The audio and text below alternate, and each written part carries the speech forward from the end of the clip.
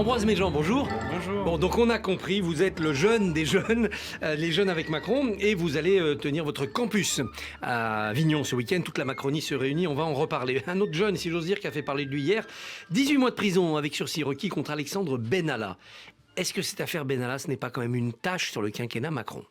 Bon, écoutez, je crois que dans l'affaire Benalla, il y a d'abord une responsabilité personnelle qui est celle de celui qui a commis les actes en question. Je ne suis pas sûr que ce soit une tâche dans le quinquennat. Il a été un peu protégé pendant quelques mois avant que l'affaire explose quand même. Il aurait pu être sanctionné plus vite. Oui, on est d'accord sur le fait que la réaction qui a été celle de l'Élysée au moment où cette affaire a eu lieu n'était pas forcément la plus adaptée. Je vous le reconnais assez facilement. Mais bon, la réalité, c'est quand même qu'on parle d'une responsabilité personnelle, pas d'une responsabilité politique en l'occurrence. La responsabilité, est-ce que ce n'est pas celle d'Emmanuel Macron qui ne sait pas recruter pour avoir mis aussi près de lui, aussi haut dans les responsabilités, quelqu'un comme Benalla?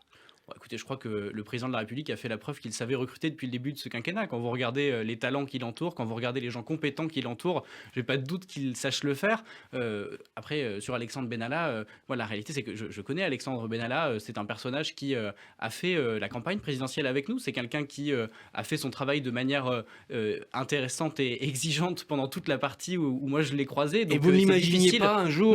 Non, et puis peut-être, et il le dit lui-même, c'est pas forcément parce qu'il a dérapé une fois que c'était ta façon d'être de manière générale. Enfin, je veux dire, je suis pas l'avocat d'Alexandre Benalla, mais la réalité, c'est aussi que des fois, des personnes dérapent dans la façon dont ils font les choses, et c'est sûrement son cas. Mais ce que je veux dire par là, c'est que c'est difficile pour le président de la République d'être tenu pour responsable des actions des personnes qui travaillent à ses côtés. Responsable, il l'est, Nicolas Sarkozy, d'après la justice, pour l'affaire Big Malion. Prison ferme pour lui aussi, il fait appel. Est-ce que c'est mérité ou est-ce que c'est excessif ? Je pense que c'est ni l'un ni l'autre. Moi, je trouve que dans les décisions de justice, en ce moment, on a quand même un problème. C'est que d'un côté, vous avez ceux qui vous expliquent à longueur de journée dans la classe politique que la justice est laxiste et qui, hier soir, se sont précipités sur tous les réseaux sociaux pour dire qu'elle était extrêmement dure à l'égard de Nicolas Sarkozy. De l'autre, vous avez ceux qui vous disent exactement l'inverse. Exactement. Et vous avez ceux qui vous disent exactement l'inverse en vous disant que la justice ne s'attaque jamais aux puissants. Je pense que la façon dont on doit lire la décision d'hier, c'est de la manière la plus judiciaire qui soit, c'est-à-dire que Nicolas Sarkozy fait appel, il est donc toujours présumé innocent dans cette affaire, ça ne sert à rien de dire le contraire, et que la réalité c'est qu'on verra en appel ce qu'il se passera. Après, on sait qu'il y a eu dépassement des comptes de campagne, puisque de toute façon le Conseil constitutionnel a déjà invalidé les comptes de campagne de Nicolas Sarkozy. Donc moi ce que j'ai envie de dire, c'est que la leçon politique que j'en tire dans cette histoire, c'est plutôt que le respect de l'institution judiciaire doit se faire à tous les moments, y compris lorsque les personnes qui sont concernées sont des anciens présidents de la République, et qu'on doit attendre le verdict. Ça fait un peu république bananière quand même. Chirac et Sarkozy condamnés, Balladur et Fillon condamnés. Mais les affaires montrent qu'on est dans une république un peu bizarre.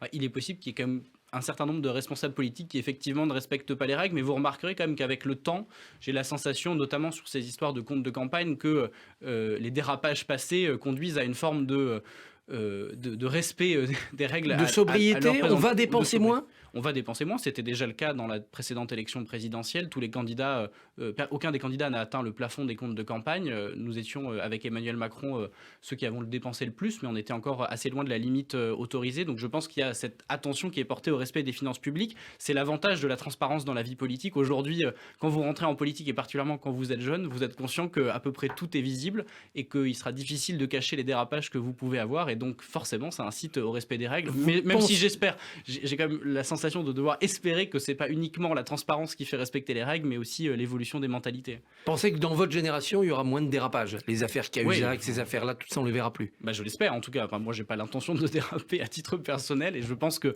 mes homologues non plus. Le gouvernement bloque les tarifs du gaz, comme le réclamait Jean-Luc Mélenchon. Est-ce que Jean Castex fait des cadeaux aux pauvres ? Est-ce qu'on sort le chéquier pour faire éviter de nouveaux gilets jaunes ? Alors déjà, ce qu'il faut rappeler, c'est quel est l'impact de cette hausse des tarifs du gaz. Moi, je suis ardéchois, je vois assez bien ce qu'il se passe dans mon département en termes de pouvoir d'achat pour la plupart des gens dans ce pays. Et quand vous avez C'était pas supportable, là. C'était pas supportable. C'est sur les personnes les plus modestes dans notre pays, c'est 20% de la facture, l'énergie. Et donc, quand elle augmente de 12,5% au 1er octobre, c'est-à-dire aujourd'hui, et qu'elle allait augmenter encore à nouveau de 30% pour le gaz, il fallait faire quelque chose. Et donc, ce qu'a fait le gouvernement en 2 temps, et je vais répondre à votre question sur le chèque parce que c'est intéressant.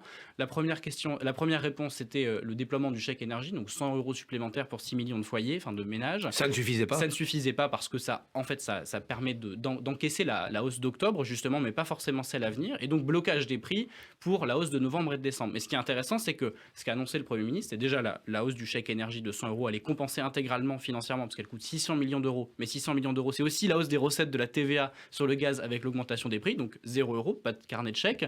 Et le blocage des prix, il est lissé dans le temps, c'est-à-dire que les économistes prévoient que le prix du gaz va continuer à augmenter jusqu'à la fin de l'année, puis va baisser ensuite. Et donc on ne le baissera pas à ce moment-là. Et donc on le baissera moins fortement que ce qu'il avait prévu de baisser. Donc à la fin, on aura simplement lissé cette courbe des prix du gaz, ce qui évitera aux consommateurs de devoir payer beaucoup plus cher en période hivernale et permettra à l'État de s'en tirer pour 0 €.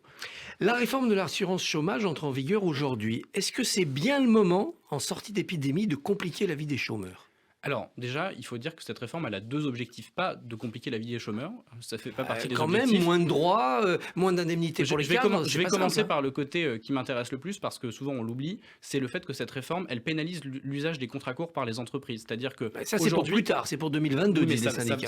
Ça va arriver, et donc l'idée c'est quand même d'inciter, quand les gens vont retrouver un travail, de leur permettre de trouver des contrats longs. Ensuite, sur le durcissement des règles, ça a du sens aujourd'hui quand on regarde l'état de notre marché du travail. Vous avez aujourd'hui un nombre d'emplois non pourvus et d'offres d'emploi qui est absolument inédit. Il y a plus d'1 million d'offres d'emploi sur le site de Pôle emploi. Je rappelle aussi qu'on a un taux de chômage qui est plus faible que celui qu'on avait avant la crise, en tout cas on en approche, et qu'il est possible que dans les prochains mois on atteigne des records historiques de baisse de niveau du chômage. C'est bien la preuve que cette politique qui a pour objectif d'encourager un maximum d'entreprises à recruter et aussi un maximum de personnes à retrouver du travail en assurant à tous les Français que le travail paye mieux que le chômage, et ben c'est une politique qui fonctionne. Pourquoi les jeunes de votre âge et qui n'ont pas vos diplômes refusent d'aller travailler dans la restauration ou dans le bâtiment ?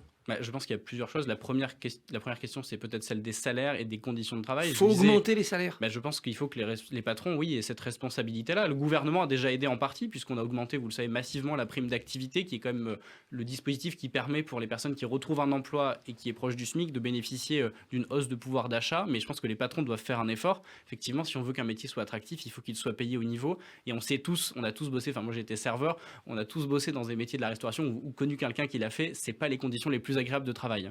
Le campus En Marche de La République En Marche, de la majorité présidentielle, se déroule ce week-end à Avignon. C'est donc le lancement de la campagne présidentielle d'Emmanuel Macron.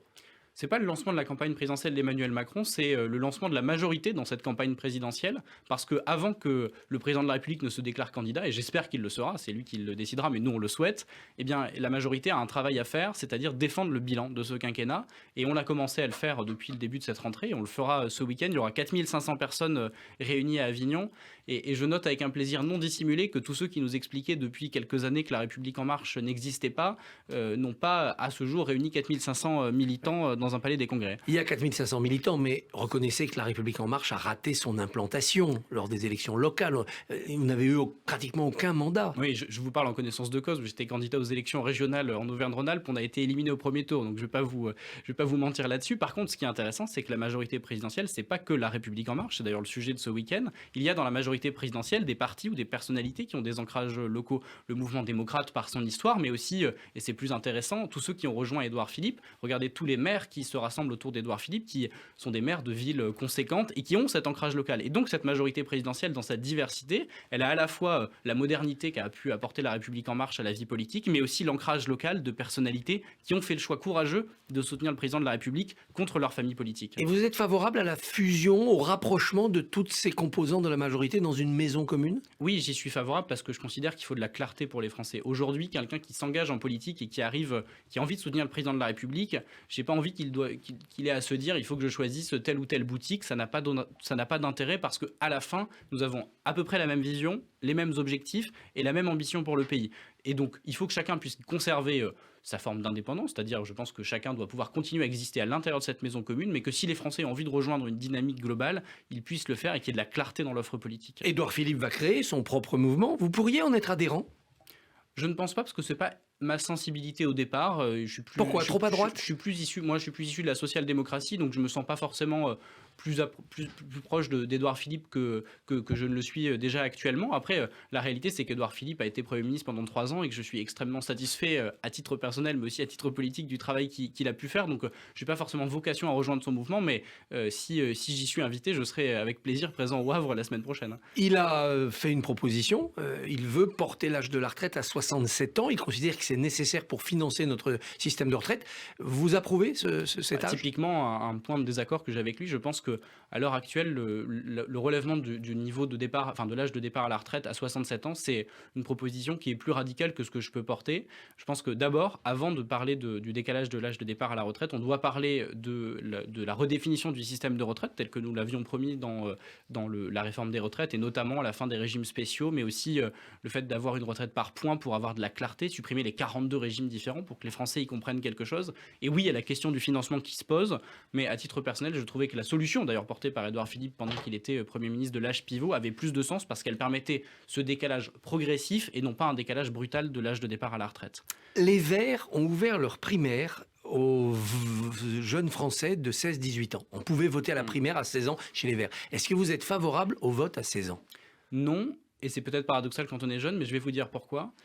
Quand on regarde les niveaux de participation aujourd'hui chez les jeunes, on constate qu'ils sont abyssalement faibles. Eh ben Et justement, c'est donnons-leur extrêmement le droit de inquiétant. vote Et et je suis pas sûr. formons-les à la vie Non, politique. mais alors déjà, il faut s'interroger. Le problème, c'est qu'on a souvent la volonté de résoudre les causes et non pas, enfin les conséquences, pardon, et non pas les causes. Quand on regarde les causes de cette abstention, on constate en fait que c'est souvent un désintérêt, peut-être non pas de l'engagement politique, parce que les jeunes ont envie de s'engager dans la vie, pas forcément politique, mais de s'engager tout court dans des associations pour des causes, etc., mais qu'ils n'ont pas forcément la perception de ce à quoi sert la vie politique. Et d'abord, j'ai envie de les convaincre que voter a du sens. Et pour ça, il faut plusieurs choses. Déjà, qu'on travaille vraiment sur l'instruction civique, parce que quiconque a fait des cours d'éducation civique au collège et au lycée récemment sait que ça ne sert à rien, ou en tout cas que c'est tellement mal fait que ça n'explique absolument rien. Et ensuite, il faut leur prouver aussi, et c'est notre travail en tant que formation politique de jeunesse, que s'engager, ça a quelque chose. Je vous prends un exemple concret qui me tient à cœur. Quand on a proposé pendant la crise sanitaire l'extension des repas à 1 euro au Crous de tous les boursiers à tous les étudiants, qu'on a fait cette proposition au président de la République, qu'on était les seuls à la porter, que le président l'a reprise et qu'aujourd'hui on a 11 millions de repas Crous à 1 euro qui ont été distribués, c'est une source de fierté pour notre organisation parce que ça montre qu'on a transformé concrètement la vie des gens. Mais ça, il faut que les jeunes l'entendent et qu'ils se disent, quand ils nous rejoignent, qu'on ne fait pas simplement le soutien du président de la République, mais qu'on est aussi là pour changer la vie des jeunes. Ambroise Méjean, merci, bonne journée. Merci à vous.